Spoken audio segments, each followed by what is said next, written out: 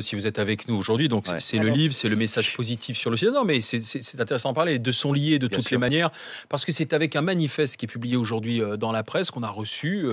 C'est un j'accuse à la mode Zola au moment de l'affaire Dreyfus. J'accuse par l'association pour le droit de mourir dans la dignité, dont vous êtes le président, j'accuse la France, pays des droits d'homme, de laisser mourir de faim et de soif les personnes en fin de vie, et vous interpellez directement le président de la République, vous interpellez le Premier ministre, les membres du gouvernement, les députés, les sénateurs, le docteur Leonetti, auteur de cette loi justement sur les soins palliatifs, sur l'accompagnement fin de vie. Vous interpellez les intégristes aussi, les lobbies catholiques qui empêchent de prendre cette décision, d'avoir ce débat et cette loi sur le droit de mourir dans la dignité, bref, sur l'euthanasie. Et vous dites au président de la République, vous avez manqué à votre engagement de campagne, le numéro 21, Jean-Luc Romero. Oui, vous savez, on est assez en colère parce que cette question, elle fait quand même un peu l'unanimité dans le pays. D'abord, vous savez, la loi qu'on veut, c'est pas une loi obligatoire pour les gens, c'est une loi de liberté. Quand on a voté la loi sur l'avortement, ça voulait pas dire que toutes les femmes devaient se faire avorter. Les femmes disaient mon corps m'appartient, et c'était normal. Et nous, on dit ma mort m'appartient. Donc c'est une loi pour tout le monde. C'est une loi où on met la volonté du patient au centre. Et on ne comprend pas que les politiques n'entendent pas les Français sur cette question-là, où ils sont, que ce qu'ils soient à droite, à gauche ou au centre, ils y sont favorables. François Hollande et le Parti socialiste, et de façon globalement beaucoup d'autres politiques, d'ailleurs on interpelle tous les politiques, il est le président de la République, donc il est le premier à être interpellé, c'est tout à fait normal. Moi je me rappelle, quelques mois avant l'élection présidentielle, le PS avait déposé une proposition de loi à l'Assemblée nationale. Le rapporteur c'était Manuel Valls, François Hollande le signait, Jean-Marc Ayrault, Laurent Fabius, enfin tous les responsables du PS. Nous on avait soutenu, et on avait eu les remerciements d'ailleurs du PS, cette proposition de loi parce qu'elle légalisait l'euthanasie. Et quand il y a eu la proposition 21, le PS nous a dit, et les candidats, la proposition 21, c'est bien sûr la proposition de loi que nous avons fait il y a quelque temps. Donc évidemment, vous comprenez qu'aujourd'hui, on est particulièrement déçus et qu'on estime que l'engagement n'a pas été tenu. Le terme est fort, dire on laisse mourir de faim et de soif les personnes en fin de vie. Oui. Vous pouvez pas écrire ça noir sur blanc, Jean-Luc Romero. Je vais vous expliquer comment ça se passe. D'ailleurs, c'est là où l'immense hypocrisie des 3 lois Leonetti qu'on a eues, des 10 ans d'échec, quand vous parliez d'ailleurs des soins palliatifs. Pourquoi on ne demande jamais des comptes à M. Leonetti ? Il a quand même été 8 ans au pouvoir. Les soins palliatifs, à peine 20% des gens qui en ont besoin en bénéficient. C'est pas moi, c'est tous les rapports qui l'ont bénéficié. C'est-à-dire que 80% des gens dans notre pays ne peuvent pas aller dans les soins palliatifs. C'est bien qu'ils nous en parlent tout le temps, ça aurait été bien qu'ils mettent l'argent. Il ne l'a pas mis et M. Leonetti est quand même comptable de ce bilan et c'est bien qu'ils viennent partout dire il faut des soins palliatifs. Ça serait bien qu'il s'en occupe. Il est plus aux affaires, c'est oui, mais il va y revenir bientôt. Oui, mais d'accord, mais il a été été 8 ans sous le cadre de sa loi au pouvoir et il ne l'a pas fait. Qu'est-ce qu'elle permet, la loi ? Elle permet la sédation terminale. On vous endort. Hein, vous n'allez plus vous réveiller. D'ailleurs, quelle est la différence entre une euthanasie où vous vous endormez, vous mourrez en quelques secondes entouré des proches, vous pouvez dire au revoir. Là, donc on vous endort et on arrête de vous alimenter et de vous hydrater. Et pourquoi on fait ça ? Parce qu'on sait que si on ne fait pas ça, vous allez pouvoir, si vous êtes jeune, si vous avez des organes vitaux en pleine forme, mais vous allez pouvoir tenir des semaines, des mois. Regardez Vincent Lambert, quand on avait commencé sa sédation terminale avant que ses parents aillent devant les tribunaux, ça faisait 30 jours qu'il n'était plus alimenté. Il n'était toujours pas mort. Eh bien, quand on fait ça, les gens, ils meurent. Oui, alors on dit que mourir de faim, c'est pas grave, peut-être, j'en sais rien. Je vous rappelle quand même que tous ceux qui nous disent qu'une sédation ne souffre pas sont des menteurs. Il n'existe ni en France, ni dans le monde d'études. Et quand M. Leonetti dit partout, et les journalistes ne lui répondent jamais, mais on ne souffre pas. Mais qu'est-ce qu'on en sait ? On n'en sait rien. Et justement, dans ce doute-là, laisser des gens mourir pendant 3 semaines, ils meurent parce qu'ils sont déshydratés en partie. Et oui, et donc mourir de faim et de soif, ça ne leur plaît pas. Ils trouvent ça choquant, mais c'est la réalité des choses. Sinon, pourquoi arrêter d'alimenter et d'hydrater ?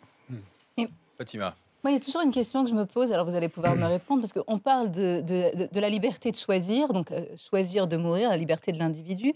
Mais mon souci, c'est où est la liberté lorsque, par exemple, on a des personnes âgées qui souffrent de dépression. Il y a beaucoup, on n'en parle pas, mais il y a beaucoup de personnes âgées dépressives. Et donc, avant de s'interroger sur comment faciliter la mort, j'aimerais, moi, qu'on s'interroge sur comment améliorer la vie, comment faire en sorte que ces personnes-là, seules, isolées, en dépression, ne se sentent pas inutiles, puisqu'on est dans une société où il faut être productif. Voilà, donner. Si on n'est pas rentable, on ne vaut rien. Et souvent, on a des gens qui se disent je suis une charge pour ma famille, la maison de retraite coûte cher, mes soins coûtent cher. autant mourir, mais ça ne veut pas dire qu'ils souhaitent la mort. Donc comment vous allez faire comment distinguer ça? Quelqu'un qui veut vraiment mourir. Non mais moi je partage tout à fait ce que vous dites. Vous savez, moi je vis pas depuis 30 ans avec le VIH en étant un acharné de la volonté de mourir. Je me suis battu pour vivre parce que la vie peut être belle.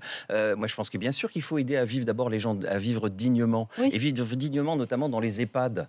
Moi j'aimerais bien qu'on entende un peu plus les gens pour personnes âgées dépendantes. Pour âgés dépendants. D'ailleurs, c'est la seule critique que M. Leonetti se fait, puisqu'on apprend que dans ces maisons, on force des gens qui n'en peuvent plus de la vie, qui ne sont pas dépressifs, mais qui veulent mourir. Ils ont 90 ans, ils n'en peuvent plus, ils ne veulent plus être opérés, etc.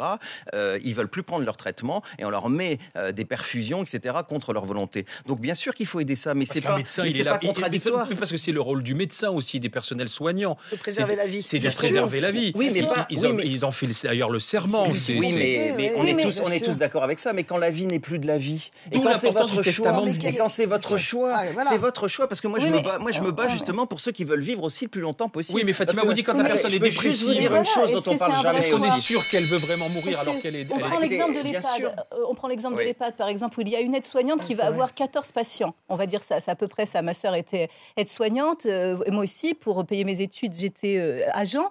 Donc j'étais dans une maison de retraite comme ça. C'est très frustrant parce qu'on n'a pas de temps à consacrer à des personnes pour l'échange, pour se changer, pour des choses comme ça, où il faut préserver la dignité de la personne et donc faire ça avec soin et avec une certaine lenteur et une certaine écoute. La personne, l'aide-soignante qui a 14 T'as peur du permis de tuer, quoi, elle ne peut c'est ça. pas. C'est ce elle est obligée d'aller vite. Donc forcément, est-ce que je peux vous répondre ça fait un mal-être.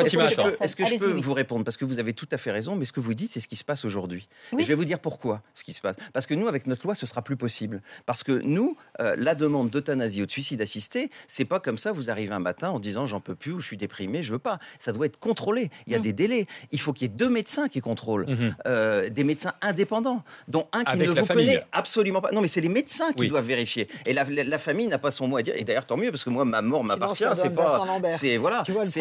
C'est vous qui décidez. Aujourd'hui, je vais vous dire un truc dont on n'a jamais parlé dans ce débat parlementaire. Monsieur Leonetti n'a utilisé qu'une étude, c'est l'étude de l'INED sur la fin de vie, dans laquelle il a utilisé tous les chiffres, sauf un seul, marrant d'ailleurs, un chiffre qui nous dit qu'en France, il y a 0,8% d'euthanasie, c'est-à-dire qu'il y a tous les ans 4500 personnes qui sont euthanasiées. Alors vous pourriez dire, vous êtes militant, tant mieux pour ces gens qui ont demandé, merci à ces médecins qui ont pris des grands risques, sauf que quand on regarde l'étude, seulement 0,2% des gens l'ont demandé, c'est-à-dire que tous les ans, il y a 3400 personnes qui, dans notre pays, c'était la question, c'est l'étude de l'INED, vous pouvez la vérifier, hein, c'est très facile aujourd'hui le fast-checking, qui reçoivent un produit létal sans avoir rien demandé. Et c'est ça parce que cette loi Leonetti, au-delà de ne pas avoir permis les soins palliatifs, au-delà d'avoir amené aux dérives, au-delà de ne pas avoir résolu le problème de l'acharnement thérapeutique, elle a conduit à des graves dérives, alors qu'une loi, ça protège celui qui veut vivre le plus longtemps possible. Et je le dis, Madame Boutin, etc., si vous voulez vivre le plus longtemps possible, mourir dans la souffrance comme certains vous l'accouchez dans la souffrance, vous n'êtes pas respecté aujourd'hui. Non, mais parce que certains, c'était au nom de certaines convictions aussi qu'on voulait mourir dans la souffrance.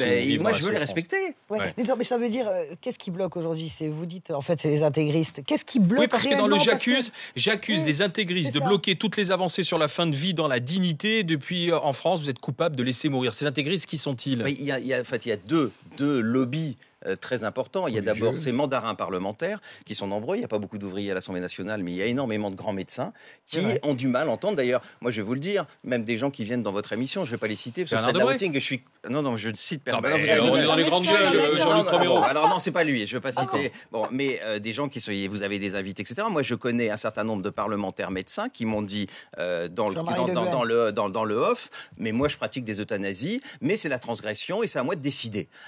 Et ils votent contre les lois sur l'euthanasie. Mais moi, je suis contre. C'est pas un médecin à décider.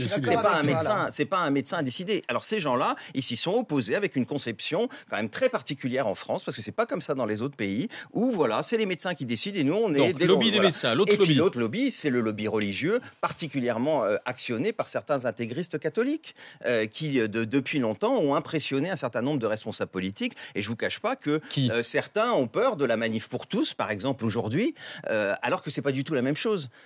Moi, vous savez que j'étais quand même un grand militant du mariage pour tous, mais Bien il y avait sûr. 50% des Français qui étaient pour l'adoption, 50 qui étaient contre. Et c'était très clivé, plutôt à droite Mais pour, à droite pourquoi contre. est-ce que c'est vous qui Tandis auriez que- raison plutôt que les autres à ce moment-là? Mais le problème, Pourquoi mais nous, seriez-vous- Mais parce que c'est ta Mais vie. nous, on propose une loi de Mais liberté. c'est ça. C'est ta vie, C'est quand la même. dernière liberté à conquérir. Moi, je veux rien imposer à personne. Si vous êtes un religieux, que vous êtes contre, je vous respecte. Mais pourquoi vous m'imposerez? C'est quoi dans une république laïque ce principe supérieur qui vous oblige à mourir le plus tard possible ou à mourir dans une sédation terminale pendant 3 semaines? Il n'y a pas de principe.